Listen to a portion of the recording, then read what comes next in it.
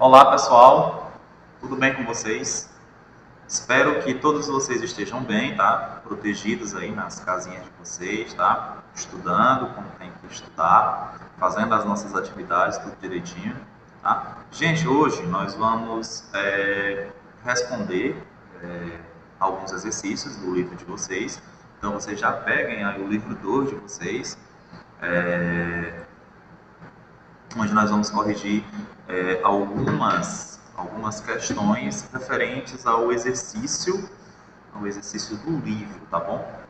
E aí, nós vamos para a nossa aulinha, né, aqui de número 16, tá? Os temas 3 e 4, né? É referente lá que a gente trabalhou sobre a Segunda Guerra Mundial, né? Sobre a ONU, nós vamos falar sobre a questão dos judeus, vamos falar do Holocausto, dentre uma série de coisas. Tudo isso já foi trabalhado, né, em videoaulas anteriores. Não é segredo nenhum, tá, para vocês, tá bom? Então, vamos iniciar aqui, tá? Os exercícios das páginas 285 e 294. Vamos lá. Apresente uma razão para cada país abaixo entrar na Segunda Guerra Mundial, tá? Vamos lá. A gente começa pela Alemanha. A Alemanha, a gente tem que trazer várias situações para falar da Alemanha. A Alemanha, teoricamente, né, não desmerecendo os outros países, mas a Alemanha foi a que buscou mais situações para adentrar a Segunda Guerra Mundial. Primeiro, a Alemanha pegando aquela ideia lá do Tratado de Versalhes, lá da teoria de que foi humilhada no Tratado de Versalhes, perdeu territórios, diminuiu o exército, teve também os seus armamentos, o número de navios, de submarinos, foi tudo diminuído. E aí a Alemanha pegou aquele revanchismo lá do Tratado de Versalhes, aquela suposta humilhação que a Alemanha sofreu lá no Tratado de Versalhes. A Alemanha já tem um breve motivo para isso. Depois, nós estudamos aquelas teorias criadas pelos alemães não, pelo nosso querido Hitler, né, que pegou aquela teoria lá do espaço vital, a teoria da superioridade da raça ariana, que era a raça do alemão puro. Então, todas essas situações foram colocadas para a Alemanha adentrar a Segunda Guerra Mundial. Mas eu coloco uma como principal, que é justamente essa da teoria do espaço vital. Hitler, usando essa teoria do espaço vital, ele quis reconquistar territórios que a Alemanha tinha perdido, né? E aí, através dessa teoria do espaço vital, lá se vai ele, invade a Tchecoslováquia, invade a Áustria, a Bélgica, a Holanda, a Suécia, a Dinamarca. E aí tem aquele conflito lá, a Guerra Relâmpago contra a Inglaterra, depois ele invade o sul da França, depois ele vai lá e tenta invadir a União Soviética. Então, essa teoria do espaço vital é a que eu vou considerar uma das mais interessantes dentro desse aspecto, né? A defesa da teoria do espaço vital por obtenção de vários recursos naturais e econômicos. Por exemplo, o interesse de Hitler lá na União Soviética. Os russos produziam petróleo, produziam gás natural, e Hitler estava interessado nessa produção. Lá na Tchecoslováquia, 3 milhões de russos viviam na Tchecoslováquia. Ele quis pegar os sudetos da Tchecoslováquia com esse objetivo. E também os interesses, né, econômicos para administrar os países até então invadidos, tá? O Japão ele buscava uma influência na Ásia, né? Cada país ali detinha uma certa influência na sua região. O Japão dominava ali a região da Manchúria, ali a região próxima dos tigres asiáticos, e ali o Japão buscava uma influência ali na região do Pacífico. Tanto é que trabalhada em sala de aula foi uma parte que a gente falou de que o Japão e os Estados Unidos travaram uma guerra, inclusive, por fora da Europa, né? Ali no Pacífico. Eles travaram uma guerra ali Lógico que os Estados Unidos mandou soldados para ajudar nos campos na Itália e na França, os Estados Unidos mandou armamento, os Estados Unidos mandou caças, os Estados Unidos mandou submarinos, enfim. Os Estados Unidos foi o principal país onde nós vamos ter essa problemática relacionada ao Brasil, né? O Brasil entrou na guerra por conta de um acordo feito com os norte-americanos, né? Um acordo entre aspas que Getúlio Vargas achava que de forma alguma os alemães iriam se incomodar desse acordo que os norte-americanos fizeram com os brasileiros, tá? Então,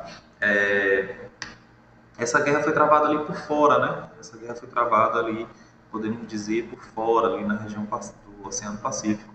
E aí, por conta, né, de expandir essa questão do seu domínio na Ásia e no Pacífico, os nossos queridos japoneses entraram na guerra. Nós vamos ter os Estados Unidos, que é basicamente o mesmo interesse, né?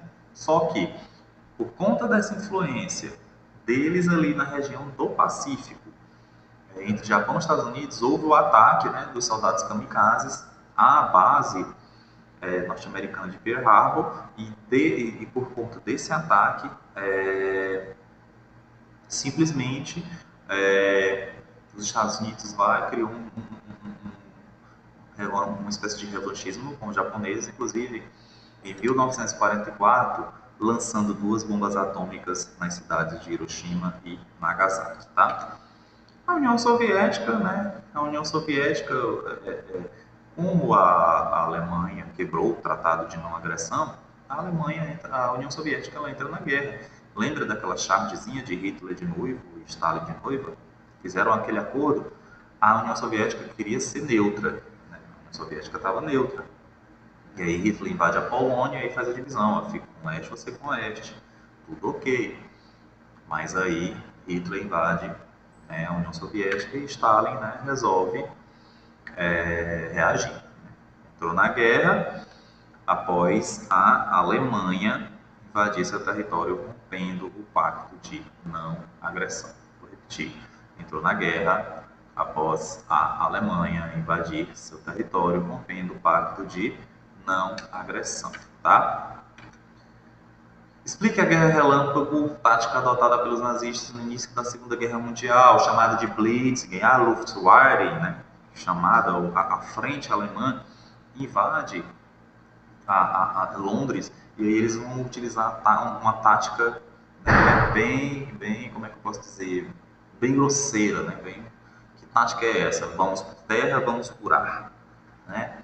Como é que eles vão fazer isso? Os blindados alemães invadem a Londres, bombardeiam e os caças, né, fazem os famosos ataques aéreos. O objetivo é fazer com que Londres, a Inglaterra, se rendesse a Hitler, né? Os ingleses eles resistiram bastante, né? E aí nós vamos ter como resposta uma estratégia militar que consistia, né, em ataques coordenados, né, pela divisão alemã, que era a Luftwaffe, né, bombardeando instalações militares e destruir linhas de comunicação inimiga.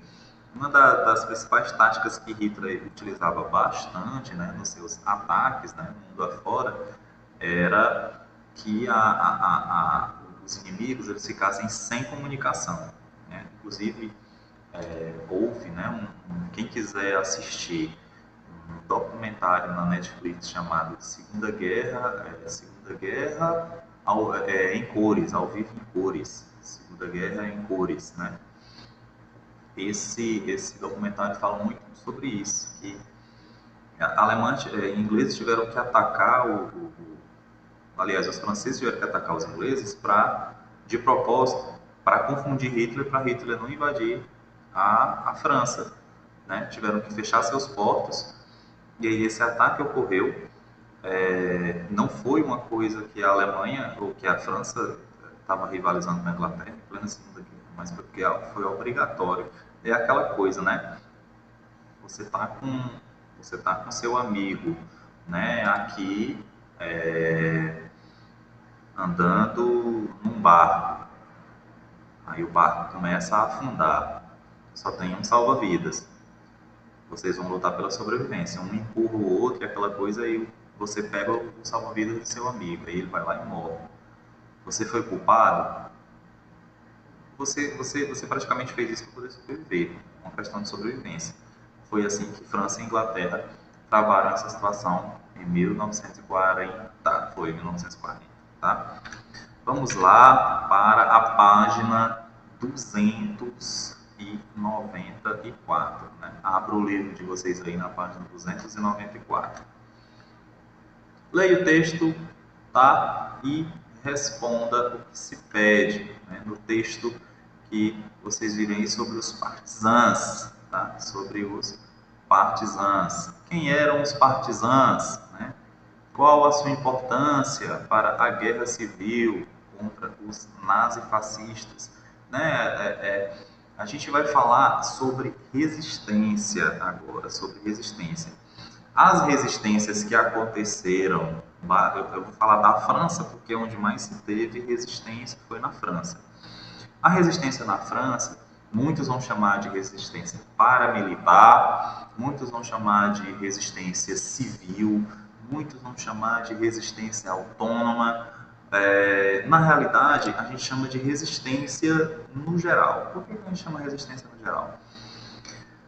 As tropas de Hitler vão invadir a França. O exército francês ele está todo empenhado nesse tipo de resistência. Quando se vê que Hitler está vencendo, o que as pessoas resolvem fazer? Resolvem se juntar, resolvem juntar pequenos agrupamentos em cidades para se defender dessa ofensiva de Hitler. Como que isso acontece? Hitler vai invadir minha cidade. A minha cidade é composta basicamente por 300 homens acima de 18 anos.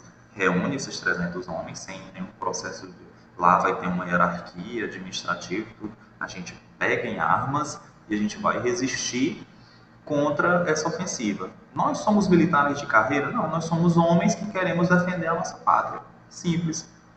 E aí, para defender o fascismo, do nazismo, as pessoas resolveram fazer isso, tá? E aí, lá na França, essa resistência foi liderada pelo general Charles de Gaulle, né? Que depois da Segunda Guerra Mundial, né, se torna um grande líder político na França, inclusive visita até o Brasil, né, na década de 60, tá?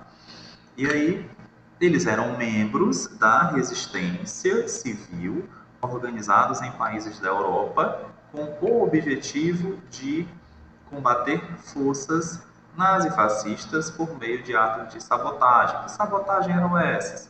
Geralmente colocavam explosivos em carros, eles colocavam na linguagem policial, né? As pessoas usam o nome de miguelitos. O que são miguelitos? Miguelitos é uma corrente gigantesca cheia de pregos, né? Que aparece muito nos filmes. Coloca essa corrente gigantesca no meio das pistas, das rodovias. Os carros, quando passam, furam os pneus. Eles usavam miguelitos para isso, né? Para sabotar, caso algum carro passe. Eles usavam a resistência armada com tiros, né? Explodiam locais. Enfim, eles faziam uma série de coisas para poder repelir a invasão, né, das tropas de Hitler, tá? Porque, segundo o texto, a resistência francesa travou uma guerra irregular. Porque o que é uma guerra normal? O que é normal dentro de uma guerra, pessoal? É o exército do país A contra o exército do país B, né? Vão entrar num determinado conflito. Ótimo. Ela acaba sendo irregular porque pessoas comuns vão entrar, né, no meio desse conflito. Porque ela não foi travada por um exército comum, por um exército nacional, treinado e armado para combater o inimigo com estrutura, né? Ou seja, ela não teve um treinamento, né? Eu vou dentro do exército. Vamos supor, eu faço o curso de sargento do exército, eu entro lá no exército, eu vou ter contato com as armas, vou ter contato com o funcionamento administrativo dentro do exército, vou atirar, vou fazer uma série de coisas. Ou seja, eu vou ser treinado para aquilo, né? E lá dentro vai existir uma hierarquia, né? O general, o coronel, tal. Toda uma hierarquia militar caracterizada dentro desse aspecto. Nós vamos jurar a bandeira, fazer uma série de coisas. O irregular da história, pessoas comuns pegam em armas e vão se defender, vão resistir. Não vão querer Hitler de jeito nenhum em seu território. Né?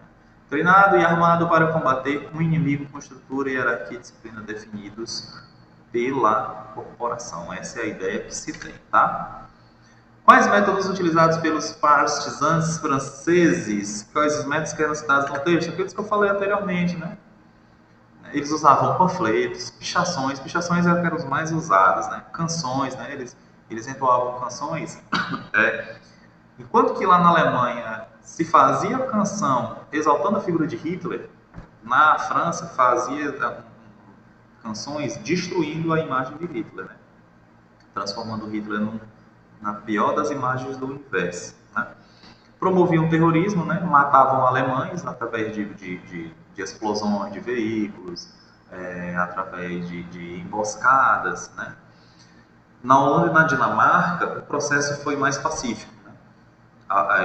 Como é que eles enfraqueciam os alemães? Eles protegiam os judeus.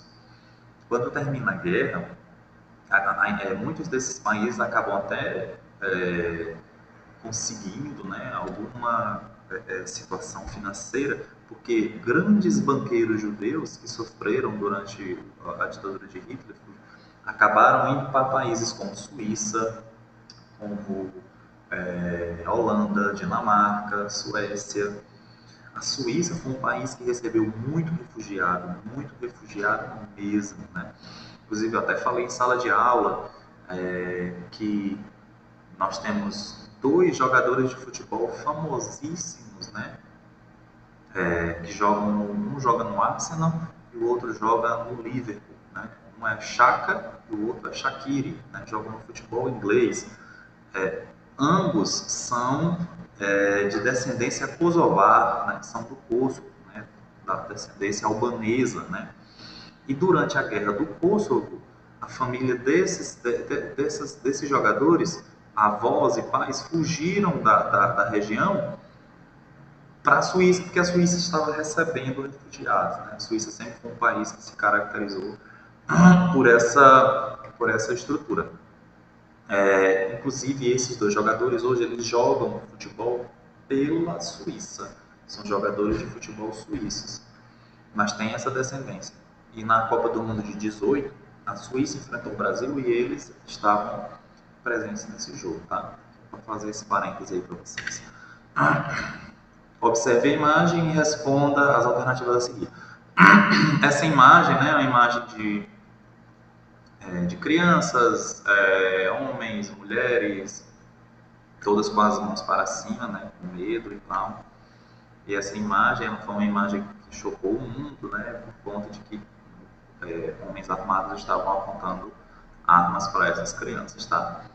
E aí, né, descreva o que foi a política, né, de solução final para o problema judaico, explique que ideologicamente os nazistas justificavam. Não lembro qual foi a videoaula que a gente falou sobre isso, que Hitler usou a ideia de eliminar os judeus, mas o que Hitler queria era o dinheiro dos judeus.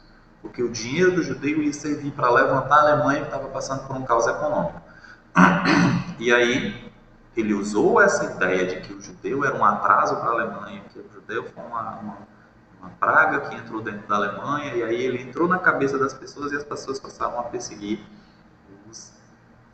os judeus. E aí, as táticas usadas por eles foram as diversas: prisão, tortura, levar para campo de concentração. Auschwitz foi o campo de concentração onde mais teve judeu, onde mais se moveu judeu. E aí eles eram exterminados lá nas câmaras de gás. Era uma sala grande, onde tinham chuveiros, eles entravam achando que iam tomar banho, né? E lá se liberava o gás e eles morriam sem ar. Eles usavam roupas listradas, né? Inclusive tem até a dica do filme O Menino do Pijama Listrado. Eles usavam roupas diferentes para ser identificados. E aí eles usavam, isso que eles vão chamar de solução final. Hitler mandava cientistas fazer inúmeras pesquisas relacionadas a doenças, relacionadas a um bocado de coisa, a medicina na época do nazismo, vão falar muito que ela deu um salto e tal, mas o Hitler, ele usou muito, usava judeus como cobaia para fazer isso. Né? Ver o tamanho da... Hoje as pessoas testam em ratos, eles usavam os judeus para testar naquela época, coisa absurda. É possível afirmar que a imagem revela um crime contra a humanidade? Com certeza, né?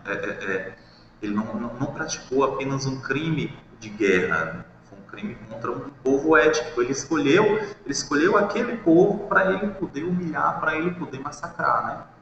Ele não, além de negros, além de ciganos, né? Todo mundo que não era ligado ao arianismo alemão, né? Esse povo foi perseguido e morto. Mas os alemães foram os mais porque eles tinham dinheiro e Hitler precisava disso. Né? A foto registra homens, mulheres e crianças judias com as mãos para o alto diante de soldados alemães armados. Os assassinatos cometidos pelos alemães aos judeus não eram considerados apenas crime de guerra, como eu já falei, mas crimes contra a humanidade. Né? Hitler praticou muita atrocidade, tá bom? Gente, olha, ficando por aqui. Na próxima aula, a gente continua a correção desse exercício aí. A gente vai para a terceira questão, tá? Um abraço e até mais.